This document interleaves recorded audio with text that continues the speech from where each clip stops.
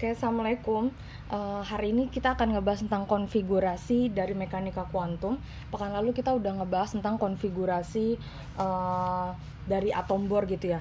Kalau konfigurasi atom Bohr kemarin gampang, cuman misalnya kulit K281, di kulit K ada 2 elektron, terus di kulit L ada 8 elektron dan seterusnya. Nah, sekarang konfigurasi dengan mekanika kuantum sedikit berbeda. Saya akan sampaikan banyak teori hari ini.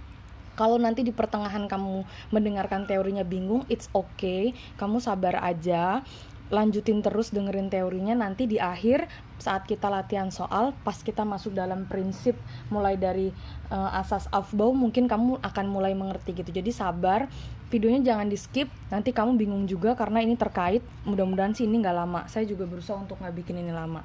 Oke. Konfigurasi mekanika kuantum itu apa bedanya dengan atom Bohr? Kalau Bohr itu hanya menyatakan kulit-kulitnya saja. Sedangkan kalau di mekanika kuantum, ternyata di dalam kulit itu masih ada subkulit lain. Misalnya gini, kalau atom Bohr kemarin kita punya kulit K, punya kulit L, punya kulit M gitu kan. Di sini ada kulit K, kulit L, kulit M. Nah, kalau dalam mekanika kuantum, ternyata si kulit K ini dia punya subkulit. Tuh, di L juga ada subkulit. Jadi kalau dalam mekanika kuantum elektronnya lebih jelas. Oh, dia ada di subkulit ini dengan energi tertentu gitu. Oke, bilangan kuantum. Sebelum kita belajar gimana cara membuat konfigurasi elektron dengan mekanika kuantum, kamu perlu tahu ada yang namanya bilangan kuantum. Bilangan kuantumnya ada 4, ada yang namanya bilangan kuantum utama. Bilangan kuantum utama ini nanti lambangnya itu N. Ini itu menyatakan kulit, nanti kita bahas satu-satu. Bilangan kuantum azimut itu nanti dilambangkan dengan L. Bilangan kuantum spin itu S. Bilangan kuantum magnetik itu lambangnya M. Oke, kita masuk satu-satu. Kita masuk ke bilangan kuantum utama dulu.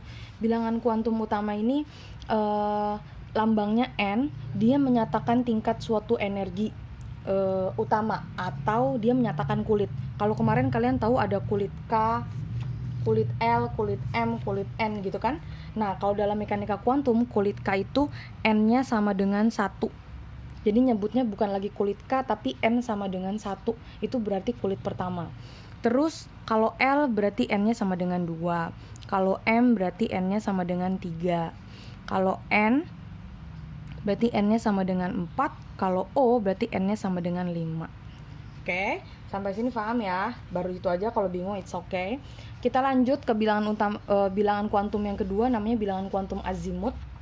Bilangan kuantum azimut ini menyatakan subkulit. Nah, tadi yang saya gambar di atas nih, subkulit ini, nah ini azimut namanya. Menyatakan subkulit atau bentuk orbital.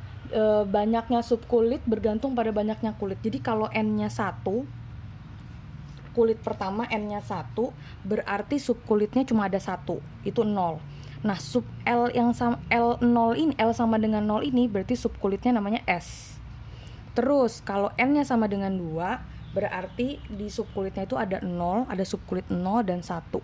Atau kita tulisnya L-nya sama dengan 1. Kalau L sama dengan 1 berarti subkulit P.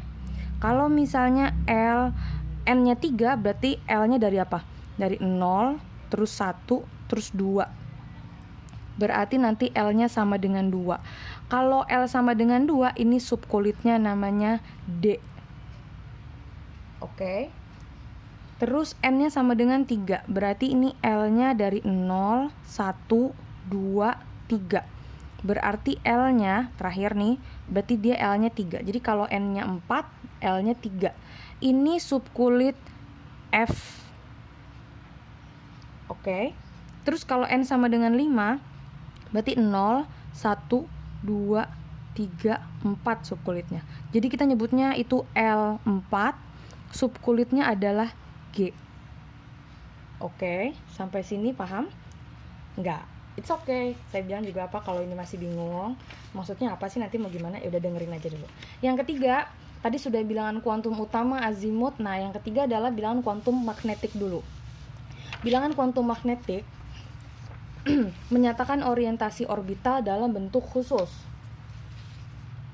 Dalam bentuk khusus atau ukuran orbital. Maksudnya gimana? Jadi tadi kita tahu bahwa subkulit S S itu L-nya sama dengan 0 gitu ya. Ini nih harus dihafalin nih. Yang kotak ini saya kasih pakai warna merah. Ini perlu diingat. Jadi kalau subkulitnya S itu L-nya sama dengan 0. Kalau subkulit P L-nya sama dengan 1. Kalau L-nya sama dengan 2 berarti subkulitnya itu namanya D. Kalau L sama dengan 3 subkulitnya S. Nah, karena dia menyatakan magnetik, jadi kalau misalnya S subkulit S L-nya sama dengan 0 berarti M-nya 0. Nah, ini nih magnetik itu menyatakan orientasi orbital. Orbital itu digambarkan dalam kotak-kotak gini. Jadi nanti kalau misalnya pas belajar saya nyebutinnya orbitalnya berapa? Orbitalnya berapa itu kamu langsung kebayang kamu langsung terbayang bahwa orbital itu maksudnya bentuk kotak-kotak. Oke. Jadi bentuk kotak ini disebutnya orbital. Kalau L-nya 0 maka orbitalnya 1. Kotaknya 1 bentuknya ini kotak ini berarti 0 karena M-nya 0. Kalau P subkulit P L-nya kan sama dengan 1, maka M-nya ini rumusnya M itu dari min L sampai dengan plus L. Berarti kalau L-nya 1, maka M-nya min 1 sampai 1 gitu kan. Min 1, 0, plus 1. Maka orbitalnya ada 3. Tuh, 2, 3. Oke. Orbitalnya 3. By the way, kalau misalnya orbitalnya 1 atau kotaknya 1, maka ini akan terisi oleh 2 elektron. Jadi elektronnya ada 2. Tuh. Jadi kalau S itu maksimum diisi oleh 2 elektron. Kalau subkulit P karena dia itu L-nya sama dengan 1, maka magnetiknya kan min 1, 0, plus 1. Orbitalnya 3. Ini satu kotak atau satu orbital ini terisi oleh 2 elektron. Berarti nanti di sini jadi ada 6 elektron, gitu kan? Jadi subkulit P terisi maksimum oleh 6 elektron. Subkulit D L-nya sama dengan 2.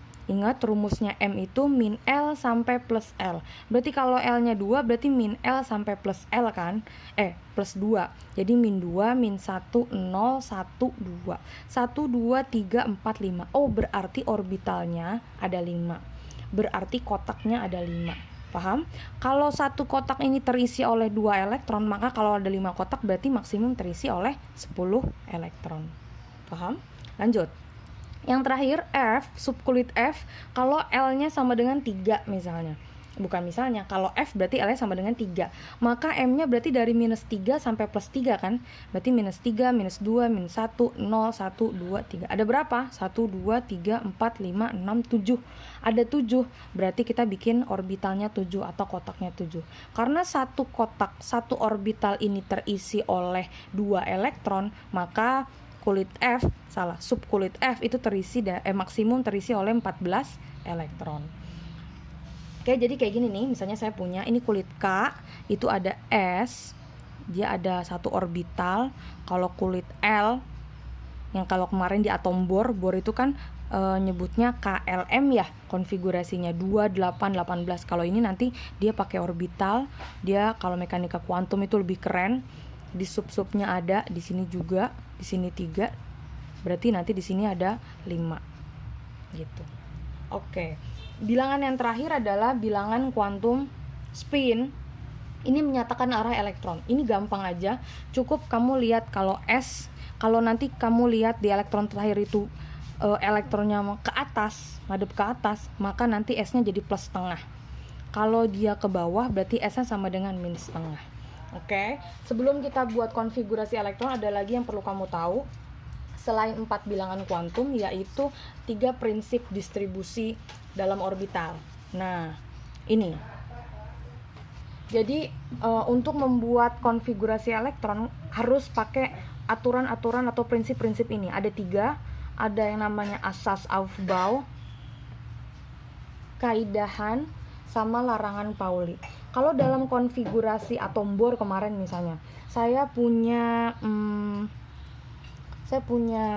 Mg misalnya di sini, saya punya Mg nomor atomnya 12 misalnya. Kalau mau bikin konfigurasi kemarin gimana? Kalau pakai bor langsung aja tinggal kalau kulit KLM N gitu ya. Di kulit K ada 2, ini 8, terus ini 2 gitu kan? Jadi 2, 8, 2. Gampang. Kalau dalam mekanika kuantum nggak bisa begini, karena nanti kita harus menyatakan kulitnya apa, subkulitnya apa, lalu orbitalnya